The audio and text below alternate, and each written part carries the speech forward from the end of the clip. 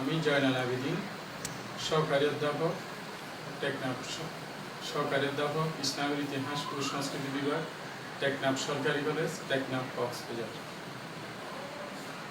আমার সুপ্রিয় শিক্ষার্থীবৃন্দ, এই মহা দুর্যোগ করোনাকালীন সময়ে তোমাদেরকে আমি আজকে আমার ক্লাসে স্বাগত জানাই। আশা করি তোমরা এই মহা দুর্যোগের সময় নিজেদের পড়াশোনা ঠিকমতো চালিয়ে ভালোই আছে, প্রত্যাশাও তাই। ইনশাল্লাহ এই দুর্যোগ আমরা অবশ্যই কাটিয়ে উঠব। এই আধার পেরিয়ে আলোর দেখা আবার আমাদের দেখা দেবে। তোমাদের পদবারে আমাদের টেকনাফ সরকারি কলেজ ক্যাম্পাস আবার মুখরিত হবে, সেই প্রত্যাশা নিয়ে আমি আজকে পাঠ শুরু করছি। আমার আজকের পাঠের শিরোনাম হযরত মুহাম্মদ সাল্লাল্লাহু আলাইহি ওয়াসাল্লামের মদিনা হিজরত ও তার গুরু, এবং মদিনা সনদ ও তার গুরু। শ্রেণী একাদশ দ্বাদশ।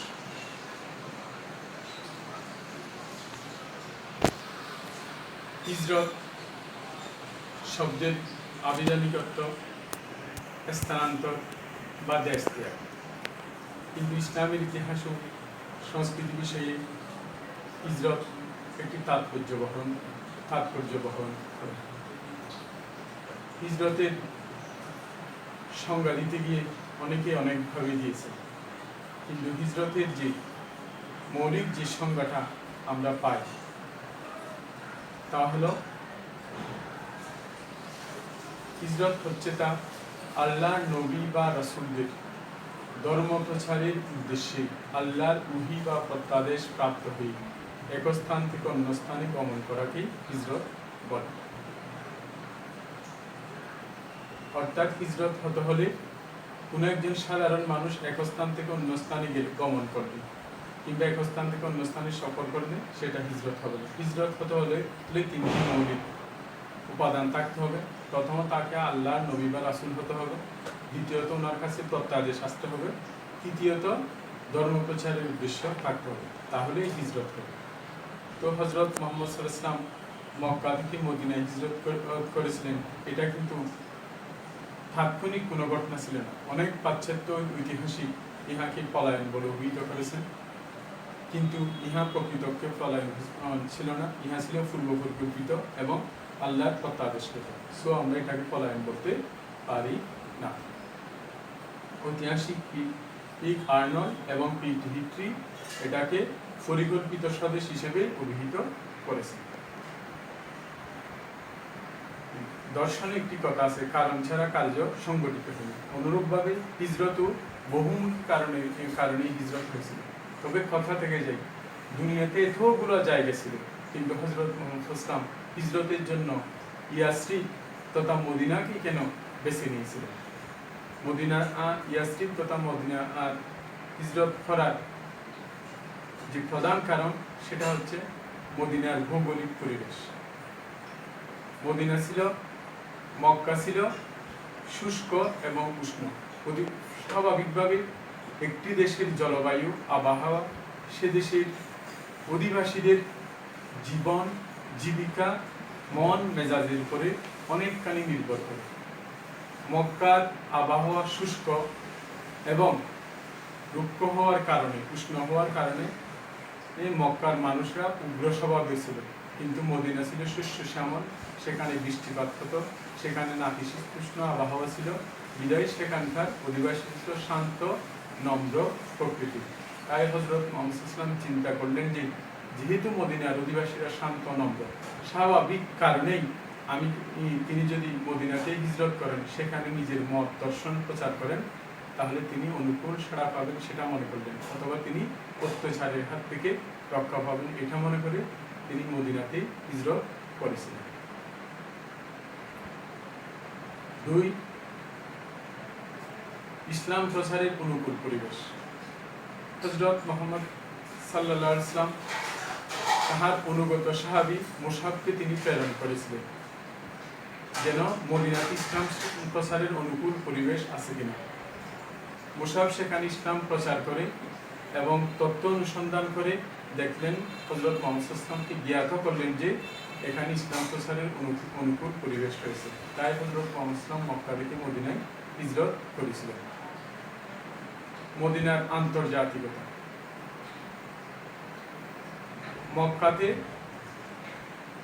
কাবা গৃহ ছিল, ধর্মীয় ক্ষেত্রে ইহার গুরুত্ব ছিল, কিন্তু মদিনা ছিল ইহুদি, খ্রিস্টান এবং পৌত্তলিক বিভিন্ন ধর্মাবলম্বী এবং ঈদের বসবাস মদিনাতে ছিল। মদিনার পদ্মরেই বিভিন্ন দেশের এর সাথে ব্যবসা বাণিজ্য চলত, ফলে মদিনা ছিল একটা আন্তর্জাতিক শহর। এই আন্তর্জাতিক শহর হওয়ার কারণে বিভিন্ন দেশের এর মানুষ যেহেতু মদিনাতে আসত, ফলে মদিনার মানুষ বিভিন্ন সংস্কৃতি মানুষের সংস্পর্শে এসে তারা উদার ভাবাপন্ন ছিলেন। সেই কারণেই হযরত মুহাম্মদ সাল্লাল্লাহু আলাইহি ওয়াসাল্লাম মক্কা থেকে মদিনায় হিজরত করেছিলেন।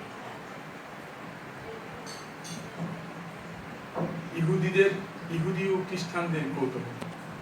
হযরত মুহাম্মদ সাল্লাল্লাহু আলাইহি ওয়াসাল্লাম যখন বাল্যকালে সিরিয়াতে গিয়েছিলেন, তখন কিন্তু খ্রিস্টান সন্ন্যাসী বাহিরা ওনাকে একজন শেষ নবী হিসেবে, প্রতিশ্রুত শেষ নবী হিসেবে চিহ্নিত করেছিলেন। ইহুদিদের ধর্মগ্রন্থ তৌরাত এবং খ্রিস্টানদের ধর্মগ্রন্থ বাইবেলে একজন শেষ নবীর আবির্ভাবের কথা লিখিত আছে। হযরত মুহাম্মদ সাল্লাল্লাহু আলাইহি ওয়াসাল্লামের মধ্যে এই মদিনার ইহুদি এবং খ্রিস্টানরা তাদের প্রতিশ্রুতি নবীর প্রতিচ্ছবি দেখতে পেয়েছিলেন। তাই তারা হযরত মুহাম্মদ সাল্লাল্লাহু আলাইহি ওয়াসাল্লামের প্রতি আগ্রহী এবং কৌতূহলী ছিলেন। তারা হযরত মুহাম্মদ সাল্লাল্লাহু আলাইহি ওয়াসাল্লামকে মক্কা থেকে মদিনায় হিজরত করার আমন্ত্রণ জানিয়েছিলেন, যে কারণে তিনি মক্কা থেকে মদিনায় হিজরত করেছিলেন।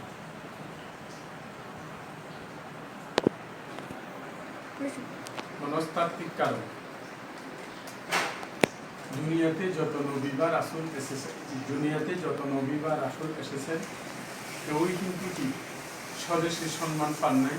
স্বদেশে নিজের প্রভাব, প্রতিপত্তি, ধর্ম, দর্শন সহজেই এই প্রচার করে সহজে এই নিজের মত, ধর্ম, দর্শনকে দ্বারা প্রভাবিত করতে পারবেন। যত নবী বা রাসূল এসেছেন, যত মহাপুরুষ এসেছেন, তাদের সবাইকেই নিজ দেশ থেকে অন্য এলাকায় হিজরত করতে হয়েছে। হযরত মুহাম্মদ সাল্লাল্লাহু আলাইহি ওয়াসাল্লাম কি নবী ছিলেন, রাসূল ছিলেন, অতএব তিনি এই নিয়মের ব্যতিক্রম ছিলেন না। এই কারণে হযরত মুহাম্মদ সাল্লাল্লাহু আলাইহি ওয়াসাল্লামকে মক্কা থেকে মদিনায় হিজরত করতে হয়েছিল। মদিনাবাসীদের সাথে আত্মীয়তার সম্পর্ক। হযরত মুহাম্মদ সাল্লাল্লাহু আলাইহি ওয়াসাল্লামের পিতা আব্দুল্লাহ এবং প্রপিতা হাশিম মদিনা থেকে বিয়ে করেছিলেন। স্বাভাবিকভাবে হযরত মুহাম্মদ সাল্লাল্লাহু আলাইহি ওয়াসাল্লামের সাথে মদিনাবাসীদের আত্মীয়তার সম্পর্ক ছিল, এবং এই আত্মীয়তার সম্পর্কের কারণে হযরত মুহাম্মদ সাল্লাল্লাহু আলাইহি ওয়াসাল্লাম মনে করলেন যে মদিনার লোকেরা ওনাকে সাদরে গ্রহণ করবেন এবং ওনাকে আশ্রয় দেবেন। তাই তিনি মক্কা থেকে মদিনায় হিজরত করেছিলেন। কুরাইশদের অত্যাচার। এখানে মক্কার হযরত মুহাম্মদ সাল্লাল্লাহু আলাইহি ওয়াসাল্লামের প্রচারিত ধর্ম মক্কার কুরাইশদের বাপ-দাদার ধর্মে আঘাত হানতেছিল, তাদের কুঠারি স্বার্থে আঘাত হানতেছিল। পৌত্তলিকতার ধ্বংসস্তূপের উপরে ইসলামী বিপ্লব সাধিত হয়েছিল। কুরাইশরা এটা সহ্য করতে পারেন না এবং ওনাকে হত্যা করার জন্য হত্যাকারী সংঘ গঠন করেছিলেন। এই কারণে তিনি মক্কা থেকে মদিনায় হিজরত করতে বাধ্য হয়েছিলেন। আভিজাত্যের দ্বন্দ্ব। মক্কার কুরাইশরা স্বাভাবিক ইসলাম কোনো আভিজাত্যতাকে প্রশ্রয় দেয়। ইসলামের জন্ম, বংশ এর কারণে কেউ অধিক মর্যাদাবান হতে পারে না, কিন্তু ইসলাম সবার সমান অধিকারে বিশ্বাসী। ইসলামের এই সাম্যের বাণী কুরাইশদের কুঠারি স্বার্থে আঘাত এনেছিল। তাই তারা হযরত মুহাম্মদ সাল্লাল্লাহু আলাইহি ওয়াসাল্লামকে মক্কা থেকে বিতাড়িত করতে প্রবৃত্ত হয়েছিল। এই কারণে তিনি মক্কা থেকে মদিনায় হিজরত করেছিলেন। ইহুদি ও খ্রিস্টান ধর্মের অন্তঃসার শূন্যতা। ইহুদি ও খ্রিস্টান ধর্ম তাদের মূল চেতনা থেকে সরে গিয়েছিলেন।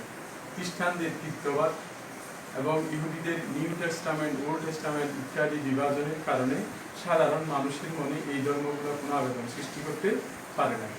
তাই মদিনার মানুষরা হযরত মুহাম্মদ সাল্লাল্লাহু আলাইহি ওয়াসাল্লামকে সাদরে আমন্ত্রণ করেছিলেন নিজেদের আধ্যাত্মিক ক্ষুধা মেটানোর জন্য। তাই তিনি মক্কা থেকে মদিনায় হিজরত করেছিলেন।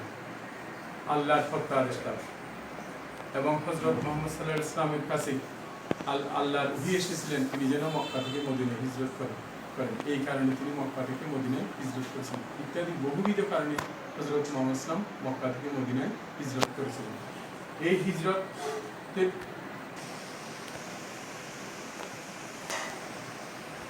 হযরত মুহাম্মদ সাল্লাল্লাহু আলাইহি ওয়াসাল্লামের জীবনে হিজরতের গুরুত্ব অপরিসীম। ইহা ছিল মদিনা হিজরতের গুরুত্ব কি? মদিনা হিজরতের গুরুত্ব অপরিসীম।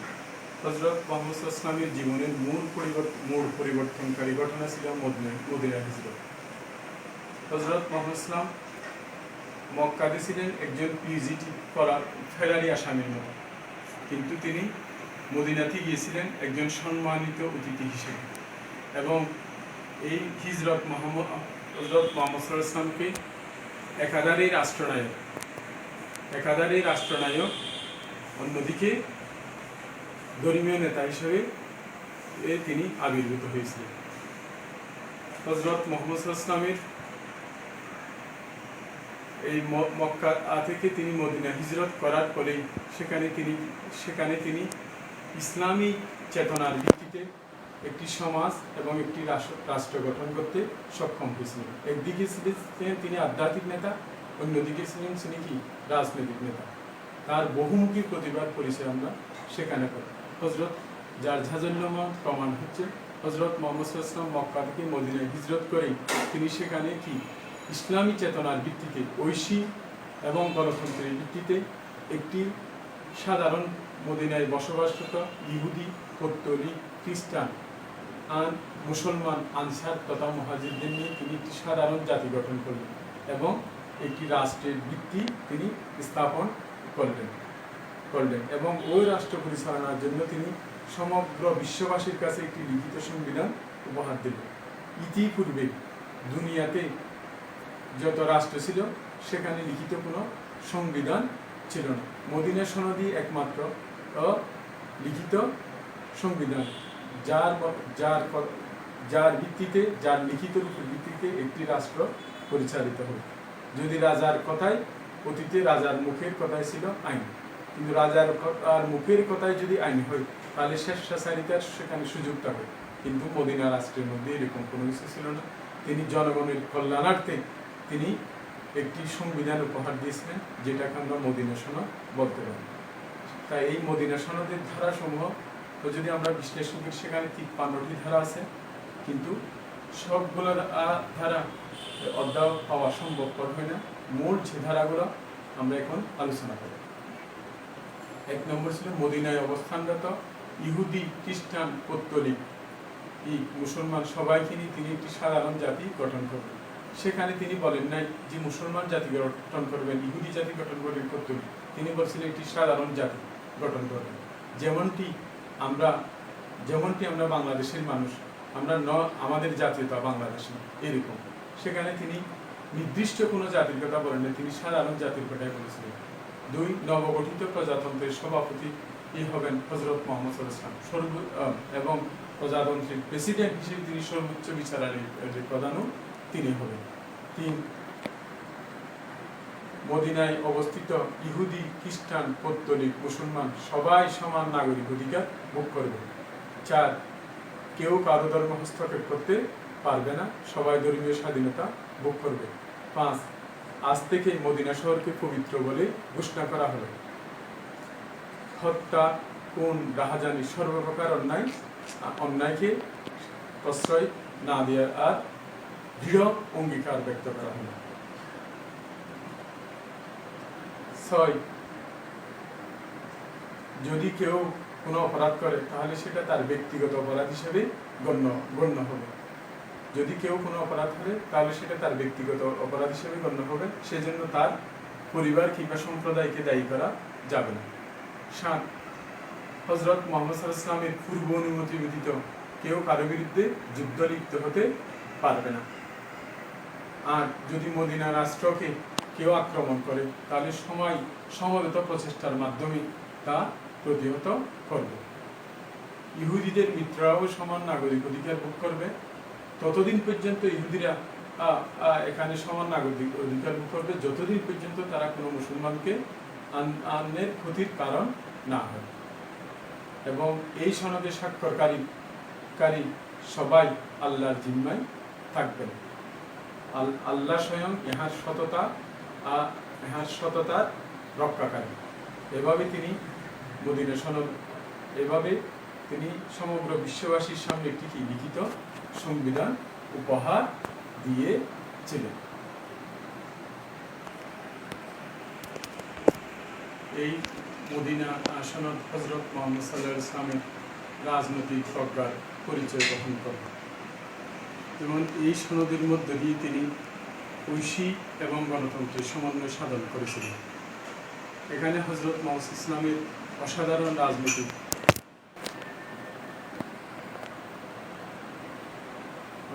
রাজনৈতিক প্রজ্ঞার পরিচয় গ্রহণ করে। যেমন তিনি এখানে বলেছেন যে যদি মদিনায় একটা শর্তের মধ্যে আছে, মদিনায় বসবাসরত কারো মধ্যে যদি বিরোধের মীমাংসা হয়, যদি কোনো বিরোধ দেখা দেয়, তাহলে তিনি আল্লাহর বিধান অনুসারে তার ফয়সালা করবেন। তাহলে এখানে সংবিধানটা হচ্ছে কি আল কোরআন। আর পক্ষান্তরে ইহুদি, খ্রিস্টান এবং পৌত্তলিকরা ইনডাইরেক্টলি কোরআনকে সংবিধান হিসেবে মেনে নিয়েছিলেন। আবার একজন উদার ধর্মীয় নেতা হিসেবে তিনি প্রত্যেকটা মানুষের ধর্মীয় স্বাধীনতাকে তিনি এখানে সুনিশ্চিত করেছিলেন। ইসলাম যে একটা মানবতার ধর্ম, ইসলাম যে উদার ধর্ম, তার জাজলনামান প্রমাণ তিনি এখানে রেখেছিলেন। তার অসাধারণ কূটবুদ্ধির পরিচয় আমরা মদিনা সনদের মধ্যে পেয়ে থাকি। যেমন স্বাভাবিকভাবে মক্কার কুরাইশরা আক্রমণ করলে মুসলমানদের কি করবে? মদিনাকে করা, অর্থাৎ মুসলমানদেরকে করা। হযরত মুহাম্মদ সাল্লাল্লাহু আলাইহি ওয়াসাল্লাম এখান থেকে মক্কা থেকে তিনি হিজরত করে মদিনাতে রাষ্ট্রপ্রধান হয়েছেন। এটা কুরাইশদের গাত্রদাহের কারণ ছিল। আক্রান্ত হলে মুসলমানরা আক্রান্ত হবে, সেখানে মদিনা রাষ্ট্র আক্রান্ত হওয়ার মূলত মুসলমানদেরকে টার্গেট করে আক্রান্ত হোক। সেখানে কৌশলে হযরত মুহাম্মদ ইসলাম এই কথা বলেছিলেন যে যদি মদিনা রাষ্ট্রকে কেউ আক্রমণ করে, তাহলে প্রত্যেকটা সম্প্রদায় যুদ্ধের ব্যয়ভার বহন করবে। এখানে হযরত মুহাম্মদ ইসলাম অসাধারণ ক্যারিজমেটিক লিডারশিপ দিয়ে তিনি ইহুদি, খ্রিস্টান, পৌত্তলিকদেরকে মুসলমানদের বিরুদ্ধে যে যুদ্ধ, তাদেরকে অংশগ্রহণ করতে এই চুক্তির মধ্যে আনতে সক্ষম হয়েছিলেন এবং ব্যয়ভার বহন করতে আনতেও তিনি কি সক্ষম হয়েছিলেন। এটা হযরত মুহাম্মদ ইসলাম একদিকে ওনার অসাধারণ কূটবুদ্ধির পরিচয়, তিনি যে একজন দক্ষ কূটনীতিক, সেই প্রমাণই এখানে তিনি রাখতে সক্ষম হয়েছিলেন। এবং সমগ্র আরবের মধ্যে গোত্রের পরিবর্তে ধর্মীয় চেতনার ভিত্তিতে একটি সমাজ ব্যবস্থা তিনি কি প্রতিষ্ঠা করতে সক্ষম হয়েছিলেন। এবং হযরত মুহাম্মদ সাল্লাল্লাহু আলাইহি ওয়াসাল্লামের এই রাষ্ট্রের পথ ধরে পরবর্তীতে আরো যুগোপযোগী আইন প্রণয়ন করে খুলাফায়ে রাশিদুনের খলিফারা আরো অধিক বেশি কল্যাণকামী রাষ্ট্র প্রতিষ্ঠা করেছিলেন। তো আমরা স্বাভাবিকভাবে বলতে পারি যে মদিনা হিজরত এবং মদিনা সনদ হযরত মুহাম্মদ সাল্লাল্লাহু আলাইহি ওয়াসাল্লামের মদিনা হিজরত হযরত মুহাম্মদ সাল্লাল্লাহু আলাইহি ওয়াসাল্লামের জীবনের মূল পরিবর্তন ঘটনা। মদিনা হিজরতের ফলে তিনি রাষ্ট্রনায়ক হিসাবে হয়েছিলেন। আর রাষ্ট্রনায়ক হওয়ার পরে সমগ্র বিশ্বকে তিনি একটি রাষ্ট্র যে একটি সুনির্দিষ্ট লিখিত নিয়ম কানুন অনুসারে আরে চলতে হয়, সমগ্র বিশ্ববাসীকে তিনি কি দেখিয়ে দিয়েছিলেন। এবং এই মদিনা সনদ ছিল লিখিত সংবিধান। আমরা স্বাভাবিকভাবে বলতে পারি যে আধুনিক কালের যে এই সংবিধানগুলো, যেমন বাংলাদেশের সংবিধান, নবগঠিত ফিলিস্তিন রাষ্ট্রের সংবিধান, ইভেন ইন্ডিয়ান সংবিধানে হোক, জেনে হোক না জেনে হোক মদিনা সনদকে কি অনুসরণ করেছেন। যেমন ইন্ডিয়ার সংবিধানের মধ্যে প্রত্যেকটা মানুষের ধর্মীয় স্বাধীনতার কথা লিপিবদ্ধ আছে। আমাদের দেশের সংবিধানের মধ্যে প্রত্যেকটা মানুষের ধর্মীয় স্বাধীনতার কথা লিপিবদ্ধ আছে। সবাই আধুনিক কালের সংবিধান প্রণেতারাও জেনে হোক না জেনে হোক, পড়ে হোক না পড়ে হোক, মদিনা সনদকে কি করেছেন? তারা অনুসরণ করেছেন। এই যে মুসলিম, এই যে একজন মুসলমান হিসেবে, সেটা আমাদের জন্য গৌরব এবং গর্ব। আর এটা হযরত মুহাম্মদ ইসলামের অসাধারণ রাজনৈতিক প্রজ্ঞার পরিচয় বহন করে। তো থ্যাংক ইউ অল। পরবর্তীতে নেক্সট ক্লাস আছে, তোমাদের সাথে আবার দেখা হবে। Thank you so much.